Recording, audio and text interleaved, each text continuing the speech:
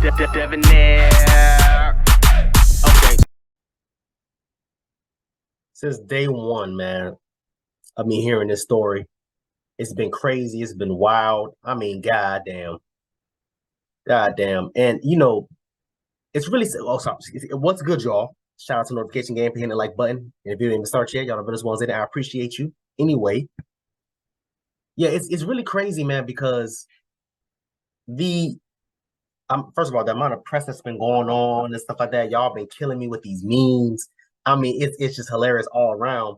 But it's just crazy to me that people actually believe that racism and all this stuff is dead. It's crazy to me. Insane. But we got a Riverfront update. So let's get into this. I think this video is maybe 2 or 3 minutes long. I'm not too sure. Let's get into it. A story that's gone viral this week. We're hearing from the co-captain of the Harriet II riverboat, the man at the center of the Riverfront Brawl. Tonight, WSFA 12 News has obtained copies of the statements he made to police about what happened that day. In the meantime, a 4th arrest has been made in the case. 21-year-old Mary Todd, you see her here on the right. She joins 3 others, all charged with misdemeanor 3rd-degree assault. And according So, there's, of course, these were the 3 men at first that was jumping the security guard, right? I don't know if they're sisters and brothers or if they're married. I don't know. Who knows? Whatever. The whole thing was crazy. This whole thing's crazy, and I'm telling y'all right now, if y'all first of all, black people, I wouldn't suggest anybody to, first of all, to visit. If you live there, okay, cool, it is what it is. But if you are not from there, you never been to Alabama, I would never suggest to go to Alabama. I've been to Montgomery, I've been to Ozark, I've been to a few other places, Birmingham. I'm telling y'all, Alabama in a whole is straight up racist. And it's not just there, it's multiple other states too in America, but Alabama is known for that. Known for that for many years. I'm telling y'all right now, I think I've been to Alabama maybe 2 or 3 times, not by something I wanted to do. You know what I'm saying? But multiple driving trips where you have to drive through Alabama, number 1, number 2, years ago. I mean, years back when I was like in, I think, middle school or high school. I think I was high school. One of my aunts who used to live, doesn't live there anymore, but who used to live there. We spent like 3 weeks, 4 weeks there with my aunt who lived in Ozark, and it was the worst. It was the worst. But let's keep going. all charged with misdemeanor 3rd-degree assault. And according to newly obtained court records, all 4 suspects are accused of attacking and injuring the riverboat's co-captain, who has been identified as Damian Pickett. Pickett lays out what happened in the moments before, during, and after the fight. Another witness, who says her son was attacked, also giving her statement to police. Both people go into detail about their injuries and insults, some of them racial, they say, came from the attackers. WSFA 12 News anchor Rosanna Smith brings us those details. In these court documents, Damian Pickett tells his story of what happened at Montgomery's Riverfront. The co-captain of the Harriet II says he received contusions to his rib area and knocked on the back of his head and forehead. He says it was a result of being punched and kicked several times during the brawl caught on camera Saturday night. In Pickett's statement to Montgomery police, he says he was on the riverboat with his captain when they noticed a couple boats close to their docking area. They called on the intercom at least 5 or 6 times for a black pontoon boat to move. He says the boaters responded with obscenities, something Police Chief Daryl Albert outlined in his news conference this week. They were only responded to with obscene gestures, curse words, and taunting.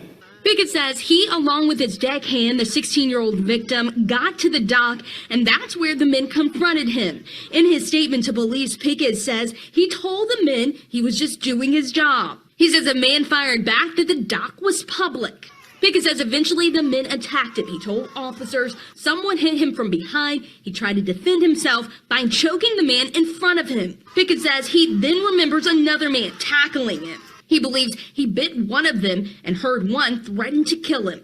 The mother of the 16-year-old deckhand in training who was with Pickett was also on the boat. She gave her statement to police. She heard the men yelling and using racial slurs and mentions of getting a gun. Court documents reveal the 16-year-old was punched in the chest and had bruised ribs. Pickett identified Richard Roberts as the main assailant, Alan Todd as the man who tackled him, and Zachary Shipman as the man who hit and kicked him. All three, along with Mary Todd, face assault charges. Keep in mind, this is still an ongoing investigation. More charges could be coming sometime soon. A lot of people have been asking if this is racially motivated. MPD has been working with the FBI, and they do not believe at this time it meets the criteria to be considered a hate crime. Val? All right. Thanks a lot, Rosanna. And I wouldn't necessarily say that it was a hate crime to begin with, because it was like a random thing. It wasn't like a, you know what I mean? I'm trying to find the 4 pictures. My bad, y'all. It wasn't like it was a targeted thing. It was just like a spur of the moment type of thing. So I wouldn't go so far as to say it was a hate crime per se, but there was definitely some type of racially initiated thing here, because I honestly don't think they would have reacted the same way if it was a Caucasian security guard that, you know, moved their boat and all these other things. And again, you know, this whole story, man, it's confusing, doesn't make sense. But these are the types of things that happens in those types of states. I told y'all before. I remember I had a damn flat tire, and I think I was in either Birmingham or Montgomery. I can't remember. I think it was Montgomery. And they were looking at me like I was crazy. What was doing in here? Bro, I just needed my tire changed, sir. I have a flat tire. I got some type of nail in it or whatever it was. I need y'all to change my tire so I can get the hell up out of here. People look at me, oh, you don't belong over here, boy. You don't belong over here. Sir, I know I don't belong here. So the quicker you change my tire, the quicker I can get the hell up out of here and never come back. But those are the types of things that happens, man, in that state. It is known, well known. And I'm not saying that's the only state that it happens in. It happens in multiple states. Hell, it happens here in Florida where I live. But it's not as blatant, I should say, or thrown in your face like it is in Birmingham, like it is in Tennessee, like it is in some parts in Georgia, Texas, you know, just South Carolina, just to name a few. It's not like that. You know, it's not like that there. You know what I mean? So it's just really just one of those things. All in all, man, I'm happy that they got arrested.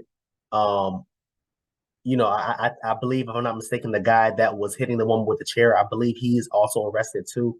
And I said in the first video, you know, that was a bit much for me. That was too much. He ain't had to be, you know, hitting people with chair. You know, whatever. It is what it is. You know, hopefully he gets out soon. We'll free him. I'm trying to think of what else. I wanted to say something else, man. I just can't remember what I wanted to say. I'm so tired, y'all. Y'all don't understand. I wanted to say something else, man, but whatever. It is what it is. I want y'all to comment down below and let me know what you thought about this video, man. Thanks for watching. And until next time, please, man, be safe, America.